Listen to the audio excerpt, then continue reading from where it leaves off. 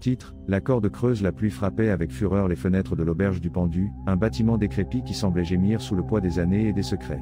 Le vent hurlait comme une âme en peine, se faufilant par les fentes des portes et les fissures des murs de pierre. À l'intérieur, le feu crépitait faiblement dans la cheminée, projetant des ombres dansantes qui jouaient avec les silhouettes grotesques sculptées dans le bois sombre. Moi, un simple voyageur nommé Elias, je cherchais refuge contre la tempête.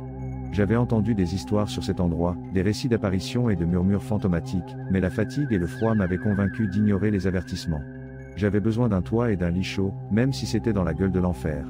L'aubergiste, un homme corpulent au visage pâle et aux yeux enfoncés, m'accueillit avec un sourire forcé.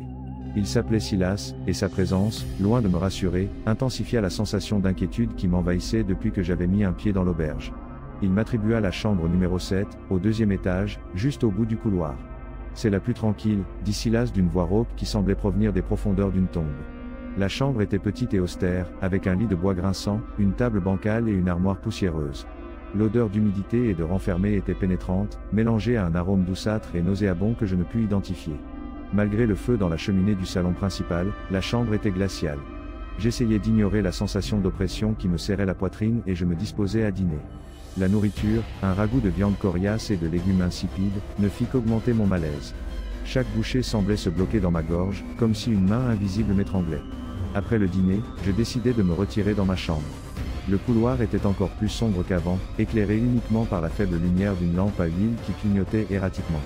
À mesure que j'avançais, j'entendais des murmures faibles qui semblaient provenir des murs. Des voix indistinctes qui prononçaient des mots incompréhensibles.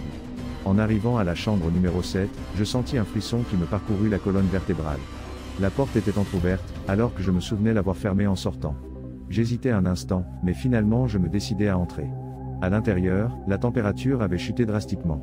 L'air était dense et lourd, comme s'il était chargé d'une énergie sombre et maligne. Le lit grinça en m'asseyant, et les ombres sur les murs semblaient prendre vie, se tordant et s'allongeant comme des griffes spectrales. Soudain, une plainte gutturale résonna dans la chambre. Un son déchirant qui semblait provenir des profondeurs de l'enfer. Je sautai du lit et cherchai la source du bruit, mais je ne trouvai rien. La plainte se répéta, cette fois plus près, plus intense. Je commençai à paniquer.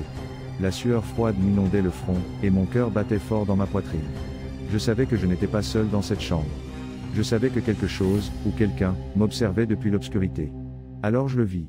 Dans le coin le plus sombre de la chambre, une figure spectrale se matérialisa lentement. C'était la silhouette d'un homme, vêtu de vêtements en loques et avec une corde autour du cou. Ses yeux, enfoncés et vides, me regardaient avec une expression de souffrance infinie. J'essayais de crier, mais la voix resta bloquée dans ma gorge. J'étais paralysé par la terreur, incapable de bouger ou de détourner le regard de cette apparition macabre. Le spectre flotta vers moi, se rapprochant de plus en plus. Je pus sentir son souffle glacé sur mon visage, la puanteur de mort et de décomposition qui émanait de son corps incorporel. La mort est le chemin, murmura l'apparition d'une voix caverneuse qui résonna dans ma tête. La mort est la seule échappatoire. La corde autour de son cou commença à se tendre, comme s'il était sur le point de se pendre à nouveau. L'image était horrifiante, indescriptible.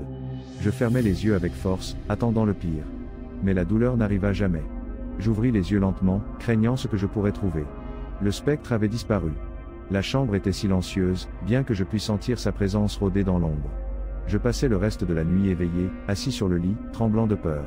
Chaque craquement du bois, chaque murmure du vent, me faisait sursauter. Je ne pus dormir un seul instant. Au lever du soleil, je sortis de la chambre à toute hâte. Je descendis les escaliers en courant et me dirigeai vers le salon principal, où je trouvai Silas, l'aubergiste, en train de déjeuner tranquillement. « Avez-vous bien dormi, monsieur Elias ?» me demanda-t-il avec un sourire inquiétant. « Non, répondis-je d'une voix tremblante. J'ai vu un fantôme. Un homme pendu. » Silas éclata d'un rire sonore. « Oh, ne vous inquiétez pas pour ça, monsieur Elias. C'est juste l'un des anciens hôtes de l'auberge. On dit qu'il est mort ici il y a de nombreuses années. Il s'est pendu dans la chambre numéro 7. Et pourquoi ne me l'avez-vous pas dit ?» exclamai-je indigné. Silas haussa les épaules. « Je ne pensais pas que cela vous importerait. La plupart des hôtes trouvent ça divertissant. » Je sortis de l'auberge sans dire un mot de plus. J'avais besoin de m'éloigner de cet endroit maudit le plus vite possible.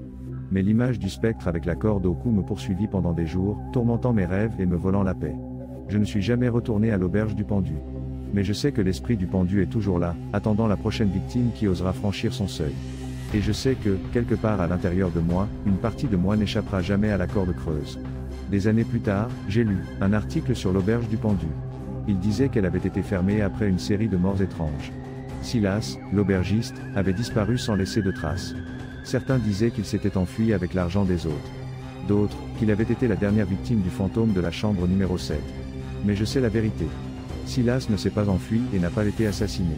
Il faisait partie de l'auberge, partie de la malédiction. Il était le gardien des âmes en peine, celui qui attirait les voyageurs imprudents vers le piège mortel. Et maintenant, probablement, il est toujours là, attendant dans l'obscurité, avec un sourire macabre sur le visage et une corde prête pour un autre coup. Parce qu'à l'auberge du Pendu, la mort n'est pas la fin. C'est juste le chemin.